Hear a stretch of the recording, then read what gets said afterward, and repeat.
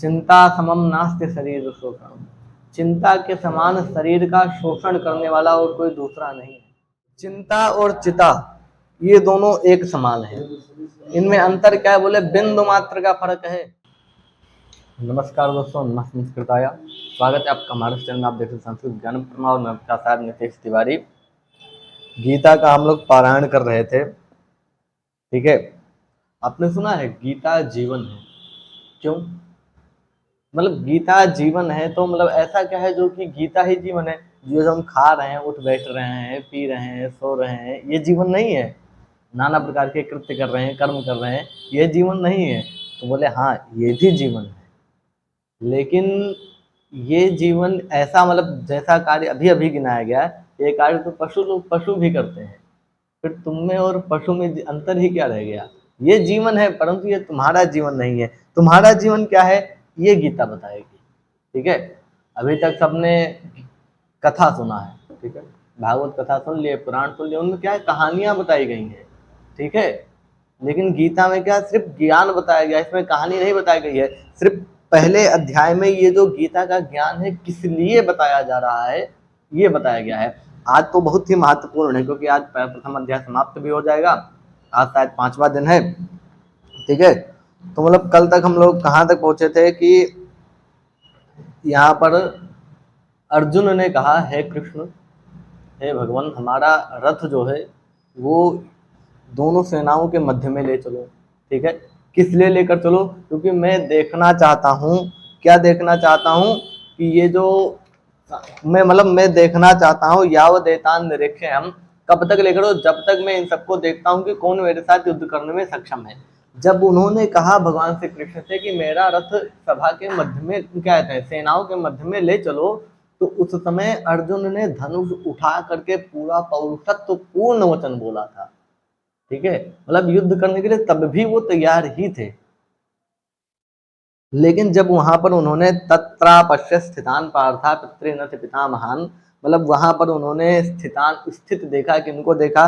पितृनथ यानी कि चाचा को देखा, पितामहान यानी कि पितामह को देखा, आचार्य को देखा, आचार्य लोगों को, गुरुओं को देखा, अपने मामाओं को देखा, भाइयों को देखा, पुत्र और पौत्र को देखा, सखींस तथा यानी कि अपने सखाओं को देखा, ससुरों को देखा, अपने उनके ससुर लोग थे, सुहृदा, सुहृद यानी कि उनके जो हृदय से मिलते जुलते थे, जिनकी उनकी बढ़िया से बनती थी, उन सबको देखा। बोले इन सबको देख करके क्या हुआ? बोले कि तान समीक्ष सकौंते। अब यहाँ से आज का शुरू होता है, ठीक है। यहाँ तक हमने पढ़ लिया था कि उन्होंने किन किन को देखा। अब देखने बाद हुआ क्या, ये आज से शुरू हो रहा है, ठीक है। पहला श्लोक है, पहला श्लोक नहीं 27वां श्लोक आ गया। तान समीक्ष सकौंतेया सर्वान् बन्धूनवस्थितान् कृपया परया विष्टो विषीदन्निदमब्रवीत्। बोले कि तान समीक्ष, तान उनको देख करके, कान समीक्षित इनको देख करके।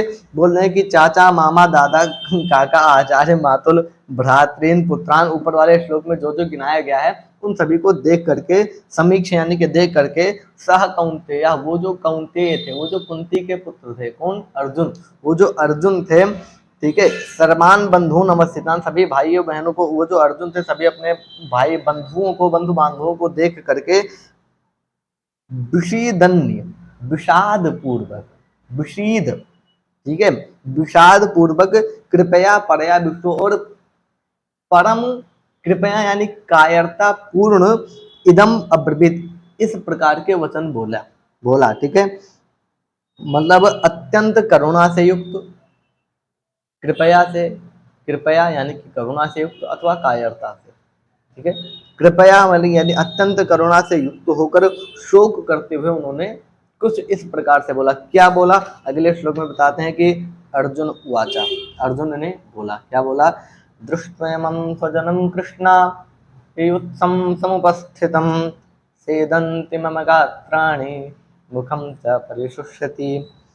बोल रहे कि स्वजनम दृष्टवेमं कृष्ण, हे भगवान, हे भगवान श्री कृष्ण, युत्सम समुपस्थितम, यानी कि युद्ध करने की इच्छा से उपस्थित, मेरे सामने उपस्थित ये जो मेरे स्वजन लोग हैं, इनको देख करके कहते हैं गात्राणि, मम गात्राणि सीदंती। गात्र मतलब होता है शरीर, ठीक है। मेरा जो शरीर है ये शिथिल पड़ता जा रहा है, शिथिल पड़ता जा रहा है, यानी कि अब ये काम करना बंद कर दिया, पूरा एकदम से जड़ होता जा रहा है। ठीक है। मम गात्राणि, मेरा जो शरीर है ये शिथिल होता जा रहा है। मुखम च परिशुष्यति, यानी कि मेरे जो मुख है, मुख भी सूखता जा रहा है धीरे धीरे। ये कायरता का एक वो है, ठीक है, कायरता नहीं, ये मतलब एक चिंता है। ठीक है। उन्होंने अपने स्वजन लोगों को जब देखा, अपने बंधु बांधवों को देखा अर्जुन ने, तो उनको क्या हुई, चिंता हुई।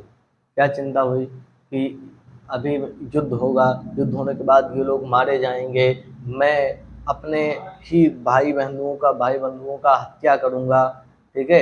इत्यादि। हत्या करने से जो दोष उत्पन्न होते हैं, किस प्रकार के दोष होते हैं, सब इस पर अभी गिनाया जाएगा।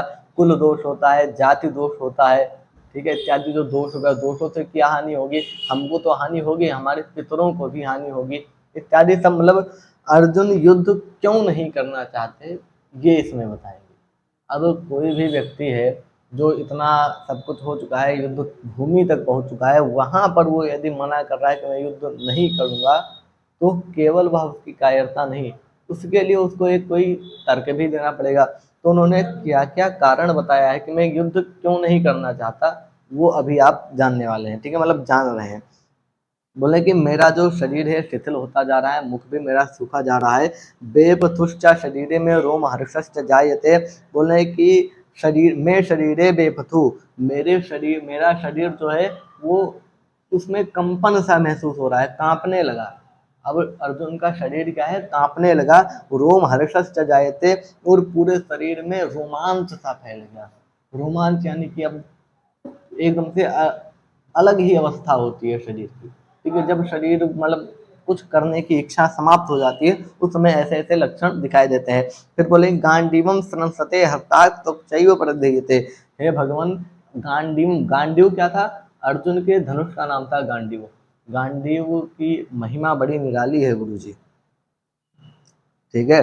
गांडीव देखो, गांडीवम संसते हस्तात्, मेरे हाथों से गांडीव, ये जो मेरा धनुष है, छूटता जा रहा है। अब गांडीव की महिमा सुनो। गांडीव धनुष क्या था, बोले कि गांडीव अर्जुन का एक दिव्य धनुष था। ठीक है। उसका आकार एकदम से ऐसे मतलब ताल की तरह था, गोल गोल, ऐसा गोल होगा तो जाएगा ही नहीं, मतलब पूरा एकदम से इंद्रधनुष की तरह उसका आकार था। ऐसा सभी का होता है। ठीक है, तो मतलब कोई विशेष नहीं है। फिर बता रहे हैं कि अर्जुन का ये जगत प्रसिद्ध धनुष था। इसमें स्वर्ण मड़ा हुआ था, यानी कि सोने के जो आभूषण है वो इस धनुष में लगे हुए थे, मढ़े हुए थे। ठीक है। अर्जुन ने देवताओं और असुरों से कई बार, अर्जुन ने देवताओं को, असुरों को, राक्षसों को इन्हीं धनुष से जीत करके उनको कहते हैं इन पर विजय प्राप्त किया था। ठीक है, इत्यादि बता रहे हैं। अब ये किसके पास कितने दिन तक रहा, बोलने की इस धनुष, परम दिव्य धनुष को, एक होता है दिव्य, एक होता है परम दिव्य, इस परम दिव्य धनुष को ब्रह्मा जी ने 1 वर्ष तक अपने पास रखा था। ये जो गांडीव धनुष है, ये 1 वर्ष, 1000 वर्ष तक ब्रह्मा जी के पास था, 500 वर्ष तक प्रजापति के पास था, और 25 वर्ष तक, ठीक है, मैंने 85 वर्ष तक इंद्र के पास था। ठीक है। और चंद्रमा के पास 5 वर्ष तक, और वरुण के पास 100 वर्ष तक ये धनुष था। ठीक है। फिर खांडव मतलब कथा आप सुने होंगे, महाभारत में आता है कि अर्जुन ने एक बार खांडव वन में आग लगा दिया था। ठीक है। तो खांडव वन में आग लगाते समय, आग चलाते समय, अग्निदेव ने वरुण से प्रार्थना कर कर इस गांडीव धनुष को भगवान श्री कृष्ण की कृपा से अर्जुन को दिलवाया था। ठीक है। ये है गांडीव की महिमा। और गांडीव की महिमा ये है कि ये केवल पुरुष के हाथों से ही उठ सकता था। जब पुरुष के अंदर नपुंसकता आ जाती है, युद्ध करने की इच्छा ही समाप्त हो जाती है, अंग शिथिल होने लगते हैं, कायरता पूर्ण वचन जब वो बोलने लगता है अपने मुख से, तो ये गांडीव उससे फिर नहीं उठता, वो हाथों से अपने आप छूट जाता है। इसीलिए बोल रहे हैं कि गांडीवम संसते हस्तात्, मतलब मेरे हाथों से गांडीव अब छूटता जा रहा है। त्वक्चैव प्रदह्यते, त्वक मतलब होता है त्वचा, मेरा जो शरीर का एक एक अंग प्रत्यंग क्या, दह्यते मतलब जला जा रहा है। हाथों से गांडीव छूटता जा रहा है, पूरा शरीर जला जा रहा है। न च शक्नोमि अवस्थातुं भ्रमतीव च मे मनः, बोल रहे हैं कि मेरा जो मन है भ्रमति इव, वो भ्रमित सा होता जा रहा है। मुझको क्या करना है क्या नहीं करना है कुछ दिखाई ही नहीं दे रहा है, सामने क्या है क्या नहीं है, ठीक है। और मैं खड़ा होने में भी समर्थ नहीं हूँ, अब तो मुझसे खड़ा भी नहीं होता हुआ जा रहा है, ठीक है। ऐसा कहकर निमित्तानि च पश्यामि विपरीतानि च केशवा न च श्रेयोनुपश्यामि हत्वा स्वजन महाबे। बोलने की युद्ध करते समय, जिसमें महाभारत युद्ध शुरू होने वाला था, उस समय कुछ एक दो दिन पहले से ही सूर्यास्त पहले हो जाना, बिना ग्रहण के अंधेरा छा जाना, ठीक है, बिना ग्रहण के अंधेरा छा जाना इत्यादि, मतलब कुछ धरती का कांप उठना, आकाश में नक्षत्रों का गिरना, आकाश से ताराओं का गिरना इत्यादि कुछ अपशगुन हुए थे। बोल रहे हैं कि ये क्या है, निमित्त यानी कि लक्षण। बोल रहे हैं कि ये जो मुझको लक्षण देखकर ऐसा लग रहा है जैसा कि ये युद्ध विनाश ही कराएगा, इसमें मतलब किसी का फायदा नहीं होने वाला है, ऐसा तो लक्षण देखकर ही लगता है, ठीक है। और लक्षण भी क्या है, विपरीत है। और कहते हैं स्वजन माहवे हत्वा श्रेयो ना अनुपश्यामी। बोले मैं अपने ही भाई बंधुओं को मार करके अपना इसमें कोई भी कल्याण नहीं देख रहा हूँ। मतलब जिस कार्य को करने से कोई कल्याण ना हो रहा हो उस कार्य को कभी नहीं करना चाहिए, ठीक है। कार्य करने के 3 चरण होते हैं। सबसे पहले ये देखना कि मैं इस कार्य को करने में समर्थ हूँ कि नहीं, ठीक है। दूसरा फिर इष्ट सिद्धि देखना, ठीक है। इष्ट सिद्धि यानी कि इस कार्य को करने पर फायदा क्या हो रहा है, ठीक है, इसी कार्य को करने से फायदा है या नहीं है ये देखना। उसके बाद सबसे महत्वपूर्ण होता है बलवत अनिष्ट सिद्धि, ठीक है। यानी कि इस कार्य को करने से फायदा तो सही है लेकिन नुकसान कितना हो रहा है। यदि नुकसान की मात्रा फायदा से ज्यादा है तो उस कार्य को मत करो, ठीक है। तो बोल रहे हैं कि इस युद्ध को करने से मेरा इसमें कोई फायदा नहीं दिख रहा है, इसलिए मैं इस युद्ध को नहीं करूंगा। आगे फिर बता रहे हैं कि अब यहाँ से देख लो अर्जुन का विषाद शुरू हो रहा है, वो क्या क्या बोलने जा रहे हैं सब सुनो, ठीक है। और क्यों बोलेंगे इन सब का उत्तर भगवान अभी दूसरे अध्याय में देना शुरू करेंगे। अभी तक आपने गीता का क्या ये 32वां श्लोक पढ़ने जा रहे हैं और अभी तक एक भी बार श्री भगवान वाचा नहीं आया है, यानी कि भगवान ने अभी तक कहा नहीं है कुछ, भगवान अभी सुने जा रहे हैं, ठीक है। दूसरे अध्याय के पहले ही श्लोक में श्री भगवान वाचा आएगा, वहां से भगवान कहना शुरू करेंगे, ठीक है। आगे क्या करें अर्जुन, बोले कि न कांक्षे विजयम कृष्णा न च राज्यम सुखानि च किम नु राज्येन गोविंदा किम भुवैर्जीवितेन। बोले कि हे कृष्ण मैं राज्य की कामना नहीं करता हूँ, मुझको अब राज्य नहीं चाहिए, ठीक है। न च राज्यम सुखानि च, मुझको राज्य का सुख नहीं चाहिए, और न कांक्षे विजयम, मुझको अब विजय की भी कोई आकांक्षा नहीं है, मुझे अब जीतने की भी कोई इच्छा नहीं रही, ना ही अब मुझको राज्य चाहिए। बोले कि हे गोविंद ऐसे राज्य से क्या प्रयोजन, और ऐसे जीने से भी क्या प्रयोजन जब अपने भाई बंधु ही ना हो। हम जिनके लिए लड़ रहे हैं वही अगर यदि ना हो तो फिर जीने का क्या फायदा है, ठीक है। इत्यादि कारण बता रहे हैं।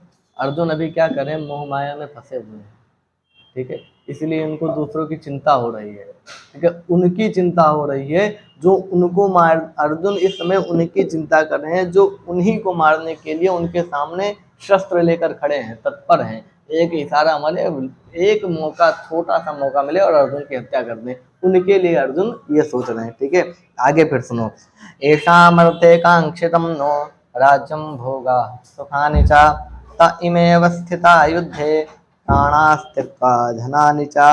बोले कि ऐषाम अर्थे जिनके लिए, ठीक है, कांक्षितम हम इच्छा करते हैं किसकी, राज्य के भोग की और सुख की हम जिसके लिए कामना करते हैं, ठीक है, जिनके लिए हम राज्य भोग और सुख आदि की अभीष्ट करते हैं, सुख आदि की इच्छा करते हैं, भगवान से प्रार्थना करते हैं, जिनके लिए करते हैं, यदि वही ना रहे, ठीक है, वही ताइमे वस्थिता युद्ध, वही इस युद्ध में अपने प्राणों का और अपने धन का चिंता छोड़ करके युद्ध करने के लिए तुले हैं, यानी कि अपने जीवन की आशा को त्याग करके अपने धन को भी छोड़ करके लड़ाई करने के लिए आ गए हैं। हम जिनके लिए राज्य को भोगते हैं, सुख को भोगते हैं, ठीक है, सुख इत्यादि की ईश्वर से प्रार्थना करते हैं कि हमको धनवान बना दो, ताकि हमारे जो बंधु बांधव हैं वो भी प्रसन्नता से रहें, हम भी प्रसन्नता से रहें। वही बंधु बांधव आज अपने प्राणों की चिंता ना करते हुए, अपने धन की भी चिंता ना करते हुए लड़ाई करने, मर मिटने के लिए तैयार हैं। ठीक है, आचार्य पितरः पुत्राः तथैव च पितामहः मातुला पौत्रा श्याला संबंधिनस्तदा। बोले कि आचार्य लोग, हमारे गुरुजन, यहाँ पर कौन कौन है, बोले हमारे गुरुजन लोग हैं। पितरा यानी कि हमारे पिता समान हमारे लोग हैं। ठीक है, पुत्रा तथा यानी कि हमारे पुत्र लोग हैं। पितामह यानी कि पितामह भीष्म है। मातुला यानी कि मामा लोग हैं। श्रोत्रा यानी कि ससुर लोग हैं। पौत्रा यानी कि पौत्र लोग हैं। ठीक है, उसके बाद श्याला यानी कि हमारे साले लोग भी हैं। ठीक है, और संबंधी लोग भी हैं। ठीक है, इन सबको मार करके मेरा क्या प्रयोजन, इन सबको मारने के बाद मुझको क्या ही प्रसन्नता मिलेगी। बोले कि एतान न हन्तुमिच्छामि नत्वोऽपि मधुसूदना अपि त्रैलोक्य राजस्य हेतु किम नु महि कृते। बोले हे भगवान, एतान न हन्तुमिच्छामि, इन सबको मारने की मेरी कोई इच्छा नहीं है। ठीक है, चाहे ये मुझको मार दें, इन सबको मारने की मेरी अब कोई इच्छा नहीं है, चाहे ये मुझे ही क्यों ना मार दें, लेकिन मैं इनको नहीं मारूंगा। क्यों नहीं मारूंगा? बोले अपि त्रैलोक्य राजस्य, बोले कब तक नहीं मारूंगा? बोले चाहे मुझको तीनों लोगों का राज्य ही क्यों ना दे, मैं इन सबको नहीं मारूंगा। फिर बोले फिर इस तुच्छ धरती को पाने के लिए मैं कैसे मार सकता हूँ? जहाँ पर तीनों लोगों की बात आ गई, वहां पर ये तुच्छ धरती क्या, मतलब तीनों लोगों के सामने तो धरती तुच्छ ही है। ठीक है, इसलिए मैं इनको अब नहीं मारूंगा। बोले कि निहत्य धार्त राष्ट्रान्ना का कीर्ति त्याज जनार्दन। बोले हे जनार्दन, हे भगवान, धार्त राष्ट्रान्ना, धृतराष्ट्र के इन पुत्रों को मार करके का प्रीति, मुझको क्या प्रसन्नता होगी? मैं अगर धृतराष्ट्र के उन पुत्रों को मार दूं तो मुझको इसमें क्या प्रसन्नता होगी? पाप मेवाश्रय दसमान, पाप मेव आश्रय, मैं केवल पाप का ही भागी बनूंगा। हत्वेतानाततायिनः, क्योंकि इन आतताइयों को, यहाँ पर देखो अर्जुन ने सबसे बड़ी बात कही है, अर्जुन ने धृतराष्ट्र के पुत्रों को आतताई बोला है। ठीक है, आतताई बोलने के बाद भी बोल रहे हैं कि इनको मार करके मुझको पाप लगेगा। आतताइयों को मारने पर पाप नहीं लगता। ठीक है, बोले हत्वई आततायिन, ये जो धृतराष्ट्र के आतताई पुत्र हैं, इनको मार करके मुझको क्या प्रसन्नता होगी? इनको मार करके तो पाप में आश्रय में केवल पाप के ही आश्रित रहूंगा, पाप का ही भागीदार बनूंगा। ठीक है, अब देखो यहाँ पर आतताई किसे कहते हैं। ठीक है, बोल आतताइयों के लिए स्मृतिकारों ने मतलब बोला है कि अग्निदो गरदश्चैव शस्त्र पांडिर धनापह क्षेत्रदारा अपहर्ता च षडेते आततायिनः। ठीक है, षडेते ही आततायिनः, बोले कि अग्निदो, जो अग्नि से जलाने का प्रयास करे, जो अग्नि से जला दे, वो आतताई है। गर्दश्चैव, गर्दश्चैव मतलब होता है हाथ में शस्त्र लेकर तुमको मारने के लिए जो तैयार हो, वो आतताई है। शस्त्र पाणिर, मतलब शस्त्र पाणिर धनापहा, शस्त्र हाथ में शस्त्र लेकर जो तुमको मारे, वो आतताई है। धनापहा यानी कि जो तुम्हारा धन छीन ले, वो आतताई है। क्षेत्र, क्षेत्र यानी कि जो तुम्हारा राज्य छीन ले, वो आतताई है। जो तुम्हारे भार्या का, पत्नी का अपहरण कर ले, वो आतताई है। इन छइयों को उन्होंने क्या बोला? आतताई बोला। और आतताई एक ऐसी पाप की श्रेणी आती है जिसका प्रायश्चित लगभग असंभव होता है। ठीक है, आतताई बहुत बड़ा पाप है। बोल रहे हैं कि अब बोलो आतताइयों के मारने पर,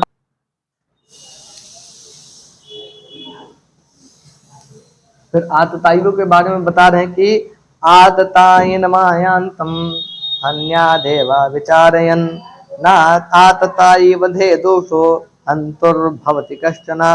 बोल रहे हैं कि अपना अनिष्ट करने के लिए आते हुए आतताइयों को बिना विचारे मार देना चाहिए।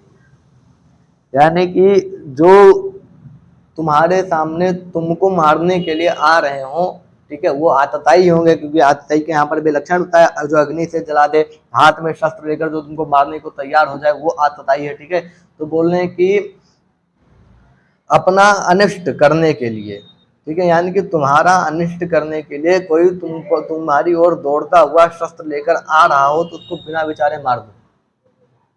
ठीक है, क्यों मार दो? बोले आतताई के मरने से आतताई वधे दोषो। ठीक है, आतताई का वध करने से दोष नहीं लगता है। ठीक है, और आतताई को मारने से भी कोई दोष नहीं लगता। अब यहाँ पर अर्जुन ने कहा है कि हत्वैतानात्ताय ना, धृतराष्ट्र के इन आतताई पुत्रों को मारने से मुझको दोष लगेगा, मुझको पाप लगेगा। यहाँ पर स्मृतिकारों ने बोला है, ठीक है, वशिष्ठ जी ने पहले आतताई का लक्षण बताया और फिर स्मृतिकारों ने कहा है कि आतताई के वध से कोई पाप नहीं होता है। यदि कोई तुमको मारना चाहे तो आत्मरक्षा के लिए या कुछ कैसा भी कारण हो, ये निकिन प्रकार उसको मार दो। ठीक है, जो तुमको अग्नि से जलाने का प्रयास करे, जो तुम्हारी पत्नी का अपहरण कर ले, ठीक है, जो तुमको विष देकर मारना चाहे, जो तुमको हाथ में कभी कहते हैं कट्टा उट्टा लेकर मारने को तैयार हो जाए वो, ठीक है, जो तुम्हारा धन छीने, ठीक है, धन चुरा ले, यानी कि वो चोर हो गए, उनको भी, वो भी आता ही, उनको भी मार दो। जो तुम्हारा जमीन छीनने लगे, ठीक है, तुम्हारे जमीन पर जो कब्जा कर ले उसको मार दो, ऐसा स्मृतिकारों ने कहा है। ठीक है, तो अब यहाँ पर धृतराष्ट्र के जो पुत्र हैं ये आतताई तो हैं, लेकिन उससे भी पहले ये अर्जुन के बंधु बांधव हैं, अर्जुन के अपने हैं, अपने परिवार के लोग हैं। ठीक है, अपने कुल के लोग हैं। और इसके कुल के बारे में चर्चा करते हुए स्मृतिकारों ने कहा है, स एव पापिष्ठतमो यह कुर्यात कुलनाशनम, वही सबसे बड़ा पापी है जो अपने कुल का नाश करता है। ठीक है, तो ये आतताई के श्रेणी से भी कई गुना उच्च है। आतताई तो वो हुआ जो आग लगाकर मारते, विष देकर मारते, ये सब इत्यादि जो 6 लक्षण बताए आतताइयों के। लेकिन फिर बता रहे हैं कि सबसे बड़ा पापी वो है जो अपने कुल का नाश करे। ठीक है, तो यहाँ पर भले ही धृतराष्ट्र के पुत्र आतताई हैं, परंतु ये अर्जुन के अपने कुल के हैं, इसलिए इनको मारने से अर्जुन सबसे बड़े पापिष्ठतम हो जाएंगे, सबसे बड़े पापी कहलाएंगे, दोष तो लगेगा। ठीक है, इसलिए कुल का नाश नहीं करना चाहिए, इत्यादि सब बातें स्मृतिकारों ने, उपनिषदकारों ने कहा है। ठीक है, बोले कि आगे फिर अर्जुन गीता में बोल रहे हैं कि 37 श्लोक आ गया है, बोले कि तस्मान नारहा वयम हंतुम धार्तराष्ट्रान स्वबांधवान स्वजनम ही कथम मत्वा सुखिनः स्याम माधव।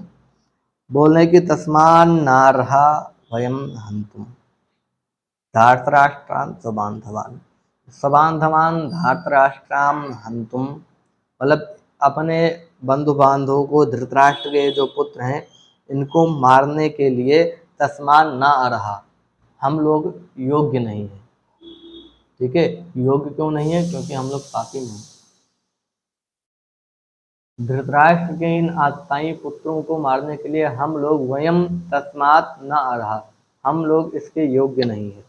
ठीक है, क्योंकि हम उच्च कोटि के लोग हैं, हम अपने ही बंधु बांधव को नहीं मार सकते हैं। हाँ, धृतराष्ट्र को यदि कोई दूसरा आकर मार दे तो बात अलग है, लेकिन हम खुद ही अपने कुल का नाशक नहीं बनेंगे। ठीक है, स्वजनम ही कथम हत्वा सुखिनः स्याम माधवा, स्वजन यानी कि अपने ही लोगों को मार करके कथम सुखिना, कैसे हम सुखी हो पाएंगे? हे माधव, तुम ही बताओ, हम अपने परिवार वालों को मार करके कैसे सुखी रहेंगे? ठीक है, यद्यपि एते न पश्यन्ति लोभोपात चेतसा, यद्यपि ये लोग लोभ के कारण नहीं देख पा रहे हैं। क्या नहीं देख पा रहे हैं? कुल क्षय कृतम दोषम मित्र द्रोहे च पातकम, बोले कि कुल के नाश करने से उत्पन्न जो दोष है उसको नहीं देख पा रहे हैं। कुल क्षय कृतम दोषम, यानी कि कुल का जब नाश हो जाएगा उसके बाद जो दोष उत्पन्न होंगे उनको ये नहीं देख पा रहे हैं। मित्र द्रोहे च पातकम, यानी कि मित्र के साथ वैरता करने से, द्रोह करने से, विश्वासघात करने से जो पाप लगता है उनको ये नहीं देख पा रहे हैं। क्यों नहीं देख पा रहे हैं? लोभोपात चेतसा, इनका जो चित्त है, इनका जो मस्तिष्क है, ये लोभ में चला गया है। ठीक है, जब दूसरे के धन को प्राप्त करने की इच्छा व्यक्ति के अंदर आ जाती है तो उसको लोभ कहा जाता है। ठीक है, यद्यपि वो होता नहीं है। ठीक है, कहाँ कब तक प्राप्त करोगे? नहीं के ना पे समम गता वसुमती मुंजा त्वयावास या सती, बोले किसी के साथ ये पृथ्वी नहीं गई। ठीक है, उदाहरण देते हुए कह रहे हैं कि मानधाता जो कि सतयुग के अलंकार थे, बहुत बड़े राजा थे, वो भी यहीं पर मर गए। भगवान श्री रामचंद्र जिन्होंने 10 वाले रावण को मारा था, समुद्र में सेतु बनाया था, वो भी इस पृथ्वी को छोड़कर चले गए, उनके साथ भी पृथ्वी नहीं गई। युधिष्ठिर इत्यादि जो राजा हैं, ठीक है, ये भी इतने बड़े धर्मात्मा होकर ये भी चले गए इस पृथ्वी से, लेकिन पृथ्वी उनके साथ नहीं गई। किसी के साथ ये पृथ्वी नहीं गई तो तुम्हारे साथ क्या चली जाएगी? ठीक है, तुम किस बात का लोभ करते हो? सारा धन का धन यहीं पर रह जाना है। ठीक है, तो इसका अर्थ यही नहीं हुआ कि धन यहीं पर रह जाना है तो धन को कमाए यही ना जाए। धन को नहीं कमाओगे तो क्या दोष आएगा? बोले कि पुरुषार्थ, पुरुष को पुरुषार्थ करना चाहिए। पुरुष मतलब क्या होता है? पुरुष मतलब जीव होता है, जिसमें स्त्रियां भी आती हैं। ठीक है, पुरुषार्थ में दूसरा अर्थ आता, पहला है धर्म और दूसरा है अर्थ। अर्थ यानी कि पैसा, रुपया। ठीक है, धन कमाना चाहिए, धनार्जन करना चाहिए, धन कमाना चाहिए। धन यदि तुम नहीं कमाते हो तो तुमको मोक्ष का कोई अधिकार नहीं है। जो लोग कहते हैं कि भैया हम तो साधु सन्यासी आदमी हैं, हमको मोह माया से कोई मतलब ही नहीं है, ठीक है, ये बात इन साधु सन्यासियों के लिए नहीं, ये जो समाज से बहुत ऊपर उठ चुके हैं, उनकी जो पराकाष्ठा है, उनकी उसकी कोई सीमा नहीं है। ठीक है, वो हमसे बहुत ऊपर जा चुके हैं, उनके लिए ये बात है, उनको धनार्जन नहीं करना चाहिए। लेकिन यदि और वो लोग समाज में नहीं पाए जाते हैं, पहली बात क्यों? क्योंकि समाज में रहना है तो समाज की तरह चलना पड़ेगा। ठीक है, अवधि में कहते हैं जस देश तस वेश। ठीक है, ऐसा ही प्रमाण तुमको गीता में मिलेगा। ठीक है, जिसके साथ रहना है उसी के साथ व्यवहार करना पड़ेगा।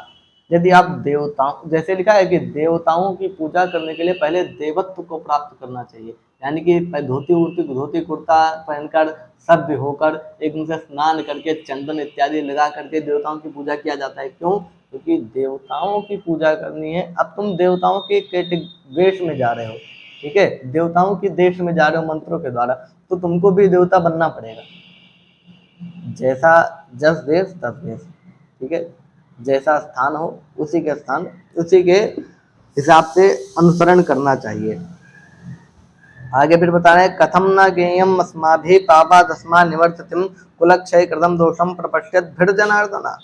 बोले कि हे जनार्दन, हे मधुसूदन, ये लोग तो लोभ के कारण नहीं जान पा रहे हैं, लेकिन हमको तो ये सब जानना चाहिए। ठीक है, यद्यपि अस्माभि ज्ञेयम, हम लोग इन सभी को जानते हैं।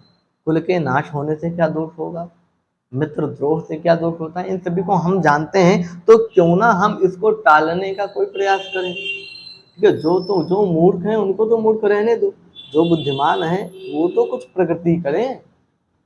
ये लोग लोभ के कारण नहीं जान पा रहे हैं, इससे क्या होगा तो कोई बात नहीं, लेकिन हम जान रहे हैं, हम तो इसको टालने का प्रयास कर सकते हैं।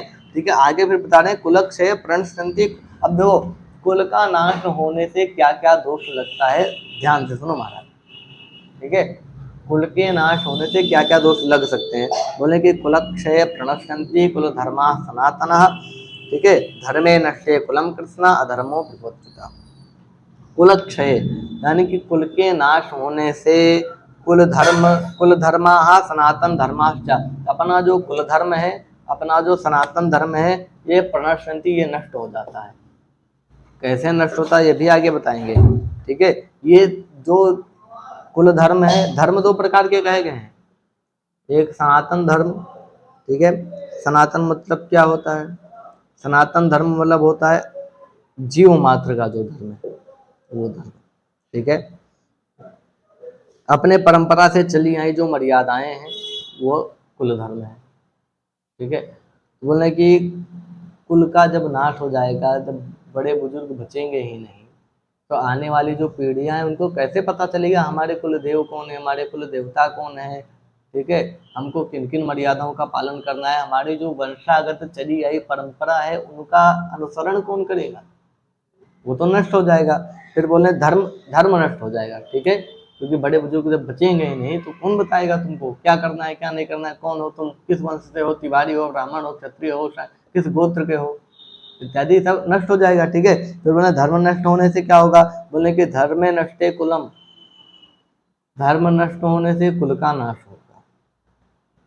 धर्म के नाश होने से कुल का नाश होगा, और कितने? बोले कृष्णम, संपूर्ण कुल का नाश हो जाएगा।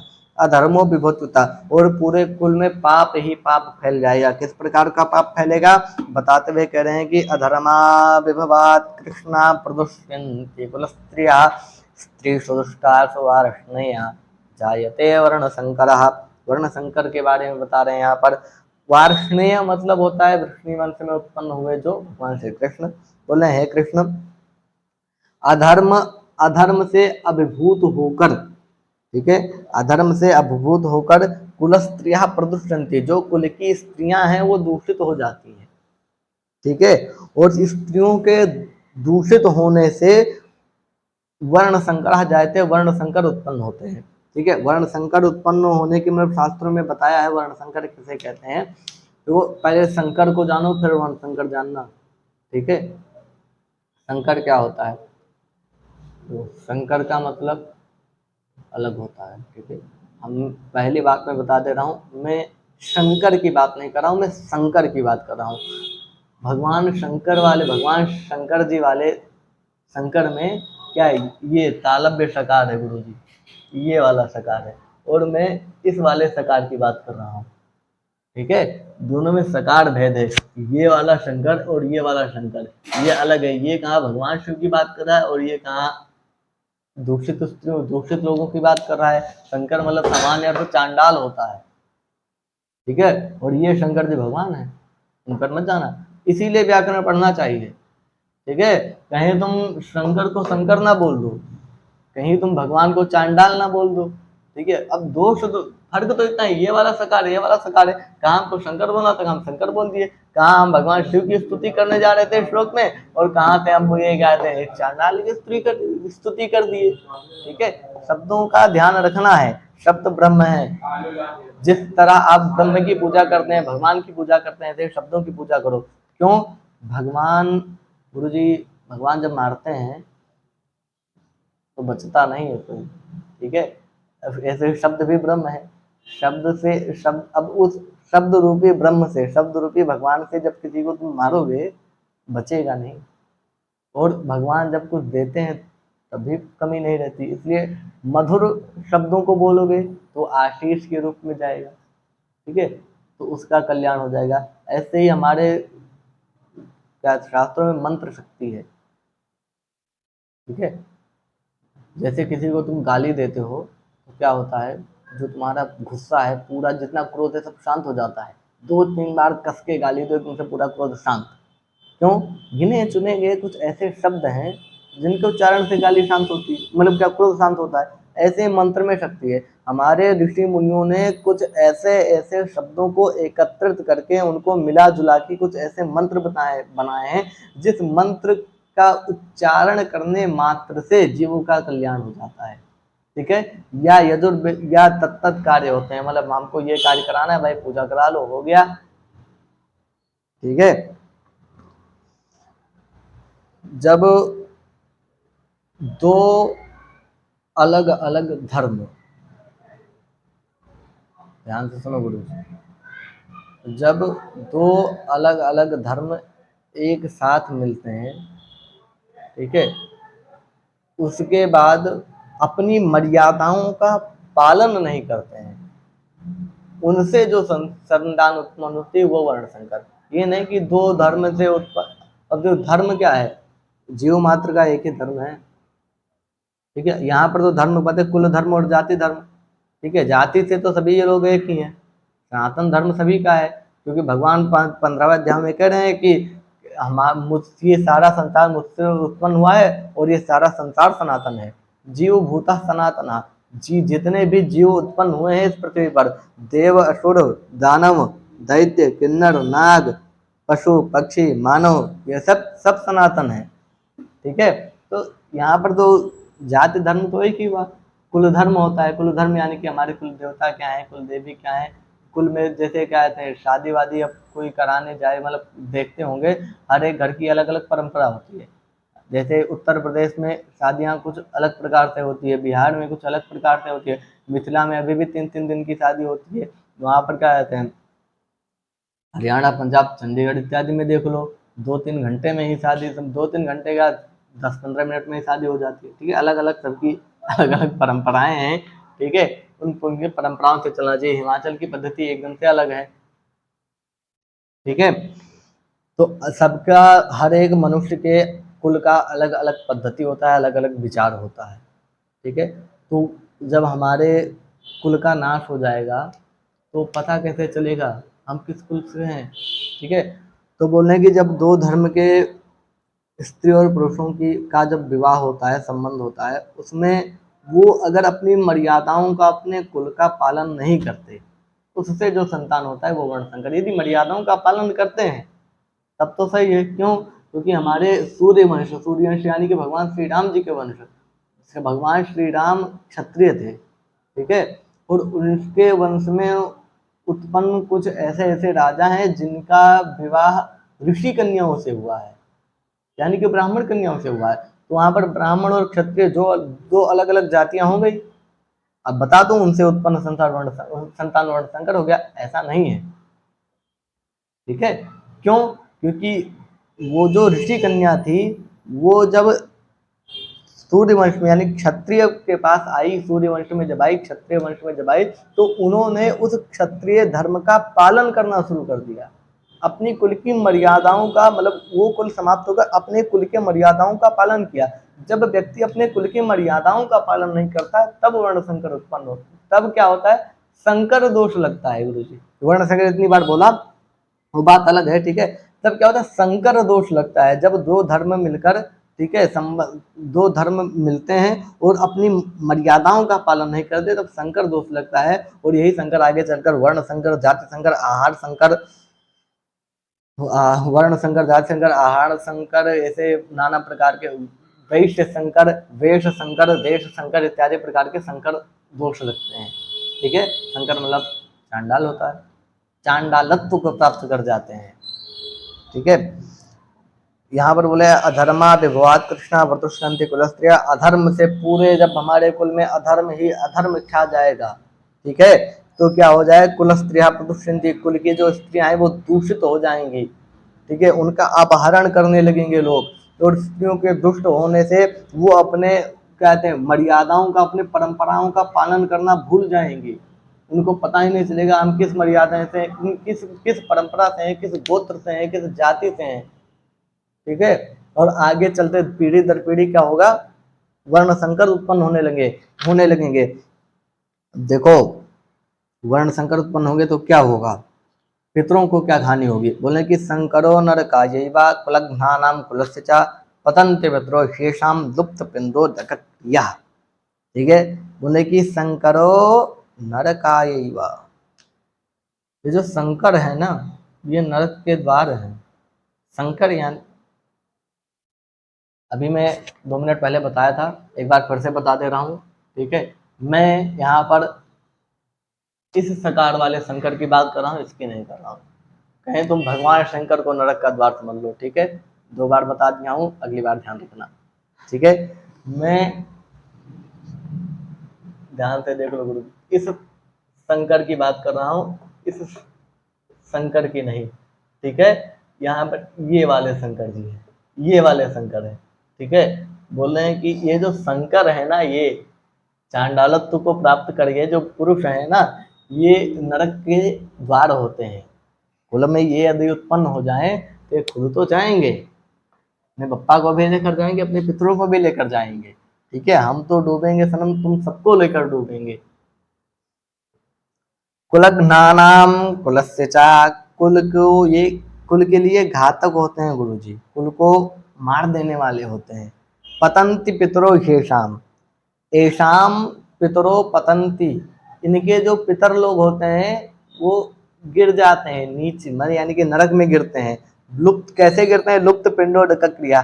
मृत्यु के बाद 2 प्रकार की क्रिया होती है, एक पिंड क्रिया, एक उदक क्रिया। उदक क्रिया यानी कि जो हम जलांजलि देते हैं उसको उदक क्रिया कहा जाता है, जो हम पिंड प्रदान करते हैं उसको पिंड क्रिया कहा जाता है। 2 प्रकार की क्रियाएं मृत्युपरांत की जाती है, ठीक है, जिसको पिंडोदक क्रिया कहते हैं, ठीक है।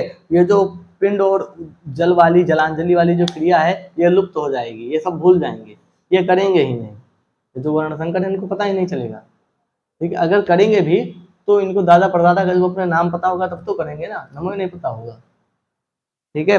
अगर मान लो ये किसी भी प्रकार से कर भी दिए गए तो इनके द्वारा दिया गया जल अपने क्या कहते हैं, इनके पितरों तक पहुंचेगा ही नहीं। क्यों? अधिकार अपने वंश वालों को लिए होता है। ठीक है, जब अपने कुल का व्यक्ति अपने कुल को जल देता है वो जल पितरों तक पहुंचता है। यदि कोई दूसरे कुल का व्यक्ति कोई कहीं से मतलब किसी दूसरे देश से या कहीं से भी आ जाए, कोई भी दे दे तो कोई भी नहीं पहुंचेगा।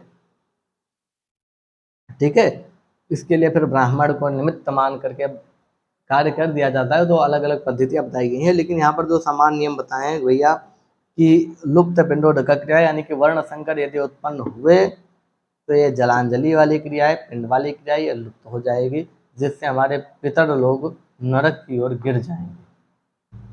ठीक है, ऐसा होगा। सामान्य नियम हो गया। इसमें विशेष क्या है ये सुनो। विशेष यानी कि इसमें कहानी में मजा क्या है ये सुनो। तत्व तत्व सुनाओ। 2 प्रकार के पितर होते हैं। ठीक है, एक मर्त्य पितर और एक अलग पितर होते हैं जो मतलब वही पितर लोक में ही होते हैं। मर्त्य यानी कि पृथ्वी से, इस पृथ्वी पर जिनकी मृत्यु होती है, ठीक है, वो मर्त्य पितर होते हैं। अभी हमारा संबंध तो मर्त्य पितर से ही है। मृत्यु लोक ये पृथ्वी है। इस पृथ्वी पर, इस धरती पर जिनकी मृत्यु होती है तो वो जब ऊपर जाते हैं तो वो मर्त्य पितर कहलाते हैं।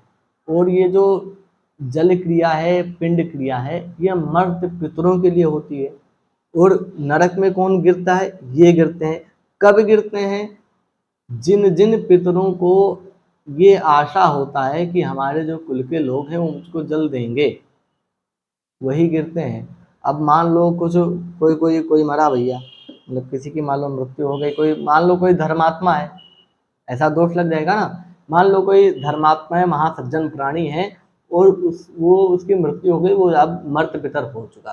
ठीक है, अब उसके 1-2 पीढ़ी के बाद लोगों में मतलब अपने क्या है, भाई भाइयों में ऐसा मतलब लड़ाई झगड़ा हो गया ऐसे महाभारत की तरह, ये कुल के लोगों का नाश हो गया। वर्ण संकर मान लो किसी तरह से वर्ण संकर उत्पन्न हो गए। अब वो जो जल देंगे वो उन महात्मा तक पहुंचेगा ही नहीं। और महात्मा तो क्या महात्मा नरक में गिरेंगे? बोले नहीं। क्यों? वो महात्मा है, उनको अब तुमसे कोई आशा नहीं है। जो आशा ये छोड़ देता है कि हमारे कुल वाले देंगे जल, उनको कुछ असर नहीं पड़ता, वो फिर आराम से स्वतंत्र होकर मुक्ति को प्राप्त कर जाते हैं। ठीक है, इसलिए अभी जो वृद्ध लोग हैं, ठीक है, मतलब मान लो कोई भी सुन रहा हो, वृद्ध लोग सुन रहे, निवेदन है वो मरे हैं तो अपने कुल वालों से आशा छोड़ दें कि कोई मुझको भी जल देगा, कोई मुझको भी भोजन देगा। ये आशा बड़ी गंदी चीज है। ठीक है, अगर आशा रखोगे कि भाई श्राद्ध पितर पक्ष आ रहा है, अब कुल वाले हमारे हमको ये देंगे वो देंगे, ठीक है, कहीं वो वर्ण संकर निकले, उन्होंने दिया तुमको मिला ही नहीं, फिर तो तुम नरक में गए। यदि तुम आशा ही त्याग दोगे, ठीक है, फिर तुम स्वतंत्र होकर अपना आराम करो, ऐश करो, मौज मर्जी करो, कोई दिक्कत नहीं है। ठीक है, महाभारत में भी क्या है, भागवत में भी कहा गया है, आशा ही परमम दुखम नैराश्य परमम सुखम। आशा ही परम दुख है और निराशा ही परम सुख है। ठीक है, यानी कि तुम किसी व्यक्ति से आशा रख रखे हो, जैसे मान लो कोई व्यक्ति बोल दिया कि मैं तुम्हारी नौकरी लगवा दूंगा। अब तुम क्या हो, उसकी इसी आशा में बैठो, वो व्यक्ति आएगा मेरी नौकरी लगवाएगा। मान लो 1 साल बीत गया, वो व्यक्ति आएगा ही नहीं, तुमको पता चल गया व्यक्ति वो नहीं आएगा, कितनी निराशा होगी, मतलब कितना दुख होगा। और यदि जिस समय वो व्यक्ति बोला था कि मैं तुम्हारी नौकरी लगवा दूंगा, ठीक है, लगवा दूंगा भविष्य के लिए बोल दिया, ठीक है, उसी समय तुम निराश हो जाते, मान लेते कि मेरी नौकरी नहीं लगवा सकता, तो तुमको इतना जो 1 साल का जो तुम्हारा समय है ना, ये ना बर्बाद होता। तुम अपने लिए, अपनी नौकरी के लिए खुद तैयारी करना शुरू कर देते, तुम उसके आशा में नहीं बैठे रहते। इसलिए आशा ही परम दुख है और निराशा ही परम सुख है। जितना जल्दी निराश हो जाओ उतनी जल्दी प्रसन्नता है। निराश कब हो? अपने जीवन से मत निराश हो कि भैया जल्दी जल्दी निराश हो जाओ और आत्महत्या कर लो, बस नहीं नहीं नहीं, जीवन से नहीं निराश होना है। दूसरे के प्रति जो आशा कर रखे हो उसके प्रति निराशा करना है। ठीक है, आशा नहीं करनी चाहिए। गलत बात। आगे सुनो, बोले कि दोषे रहितैः कुलघ्नानां वर्णसंकर कारकैः उत्साद्यन्ते जाति धर्माः कुल धर्माश्च शाश्वताः। अभी इसके पहले सनातन शब्द बोला गया था, यहाँ पर शाश्वत बोला गया था, दोनों पर्याय हैं। सनातन जो है वो नित्य है, शाश्वत मतलब होता है नित्य जो हमेशा रहे, तो सनातन भी नित्य है, हमेशा रहता है। ठीक है, कि बोले एतैहि दोषैहि, इन सब दोषों के कारण ये जो संकर इत्यादि दोष हैं, ठीक है, इनसे क्या होता है, वर्ण संकर कारक ही उत्साद्यन्ते, वर्ण संकर कारक उत्पन्न होते हैं। ठीक है, और जिससे कुल धर्म जाति धर्म ये शाश्वत यानी कि हमेशा के लिए नष्ट हो जाता है। सोचो तुम इस पृथ्वी पर हो तो तुमको अपने लिए, अपने कुल के लिए कुछ ना कुछ तो करना चाहिए। ठीक है, अपने देश के लिए कुछ करना चाहिए, नहीं करोगे तो तुम्हारे होने का क्या फायदा। नीति शास्त्र कहता है सजातो ये न जाते न याति वंशा सपन्नतिम परिवर्तन संसारे मृतः को न जायते। बोले कि इस परिवर्तनशील संसार में मरकर कौन नहीं आया,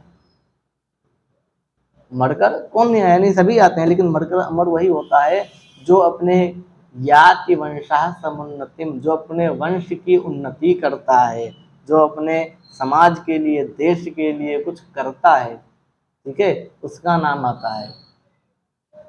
का जो मदन मोहन मालवीय जी हैं, काशी हिंदू विश्वविद्यालय बनवाया उन्होंने। ठीक है, मर गए वो तो मर गए। अब उन म्यूजियम में गया था एक दिन, उनका फटा हुआ धोती और कुर्ता म्यूजियम में एकदम से सजा कर रखा गया है। सोचो, वो भी धोती कुर्ता पहनते थे, उनको सजा कर रखा गया, फट गया था तब भी। ऐसे व्यक्ति बनो। ठीक है, आज उनका नाम सभी लोग लेते हैं, भारत रत्न मिला है। ठीक है, तो उत्सन्न कुल धर्माणाम मनुष्याणाम जनार्दना नरके नियतम वासो भवति। उत्सन्न कुल धर्माणाम मनुष्याणाम जनार्दना, हे जनार्दन, ये कुल धर्म से उत्सन्न जो दोष हैं, ठीक है, कुल धर्माणाम मनुष्याणाम, जब कुल धर्म नष्ट हो जाएगा तो क्या होगा, नियतम नरके वासो, निश्चित ही हमेशा के लिए हमारे जो पितर लोग हैं उनको नरक में रहना पड़ेगा, अनिश्चित काल तक, यानी कि हमेशा के लिए। भवतेत निःशुश्रुम, ऐसा हम सुनते आए हैं, हमने अपने गुरुजनों से ऐसा सुना है, ऐसा ऐसा होता है। आगे फिर बता रहे हैं कि अहो बत महत्पापम कर्तुम व्यवसिता वयम यद राज्य सुको लोभेना हंतुम स्वजन उद्यता। अहो, अरे बाप रे, बत यानी कि धिक्कार है हम पर, अहो हम सब पर तो धिक्कार है। क्यों धिक्कार है, महत्पापम कर्तुम व्यवसिता, हम लोग बहुत भयंकर पाप करने के लिए जा रहे थे। ठीक है, कौन सा पाप, बोले कि हम राज्य सुख लोभे ना, हम राज्य के सुख के कारण अपने बंधु बांधवों को मारने जा रहे हैं, हम पर तो धिक्कार है। अहोबत महत्पापम कर्तुम व्यवस्था में, अरे बहुत भयानक पाप करने जा रहे थे हम, तुच्छ राज्य के सुख के लिए हम अपने भाई बंधुओं को, धृतराष्ट्र के पुत्रों को मार देंगे। नहीं नहीं नहीं, ऐसा नहीं करना चाहिए। ठीक है, मतलब अभी तक आपने जितना सुना होगा उसमें से अर्जुन की बात बहुत सही लगी होगी, युद्ध नहीं ही करना चाहिए, है ना।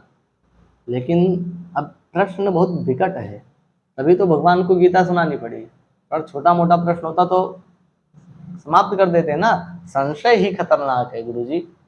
ठीक है, इतना उन्होंने शास्त्रों का प्रमाण दिया है, ऐसा करेंगे तो ये होगा, ये करेंगे तो ये होगा, ये करेंगे तो ये होगा, इसलिए कुल मिलाकर युद्ध ना करना ही श्रेयस्कर कार्य है। यदि माम प्रतिकारम शस्त्रम शस्त्रपाणयः धार्तराष्ट्र रणे हन्यस तन्मे क्षेम तरम भवेत्। बोले कि यदि मैं अपना शस्त्र त्याग दूंगा, ठीक है, फिर हो सकता है ये लोग भी अपना शस्त्र छोड़ दें। यदि ये नहीं भी छोड़ दें, ये लोग मुझको मार भी दें, तब भी मेरे लिए यही सही रहेगा, लेकिन मैं युद्ध नहीं करूंगा। ये लोग मुझको मार दें कोई बात नहीं, मैं सह लूंगा, लेकिन मैं युद्ध नहीं करूंगा। अर्जुन ने इतना कहा। अब संजय जी कहते हैं, संजय वाचा, ये लास्ट श्लोक है, संजय वाचा बोल रहे हैं कि एवं उक्त्वार्जुनः संख्ये रथोपस्थे पाविशत् विसृज्य सशरम चापम शोक संविग्नमानसः। एवं उक्त्वार्जुनः, ऐसा अर्जुन कह करके, ठीक है, रथ के पीछे वाले भाग में जाकर बैठ गए। विसृज्य सशरम चापम, सशरम, सर मतलब होता है बाण, चाप मतलब होता है धनुष। कि उठो राम भंजो भव चापा, चापा मतलब धनुष, ठीक है। अपने धनुष बाण दोनों को वहीं पर उन्होंने छोड़ दिया या गिर गया, दोनों भी कह सकते हैं, क्योंकि अर्जुन अब युद्ध करने की इच्छा को समाप्त कर चुके थे, ठीक है।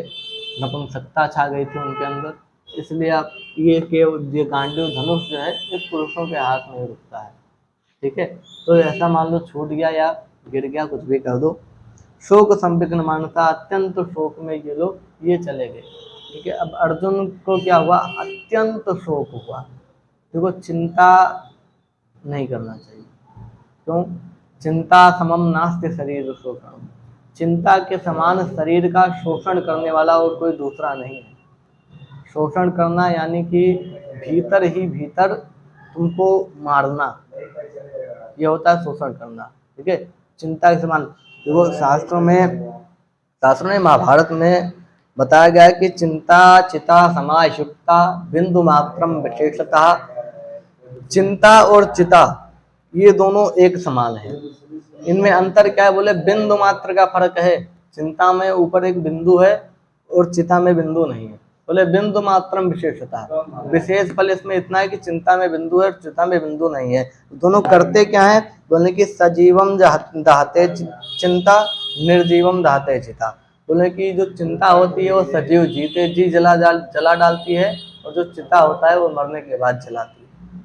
जलाने का काम ये दोनों करते हैं। जो चिंता है वो जीते जी जलाती है, जो चिता है वो मरने के बाद जलाती है।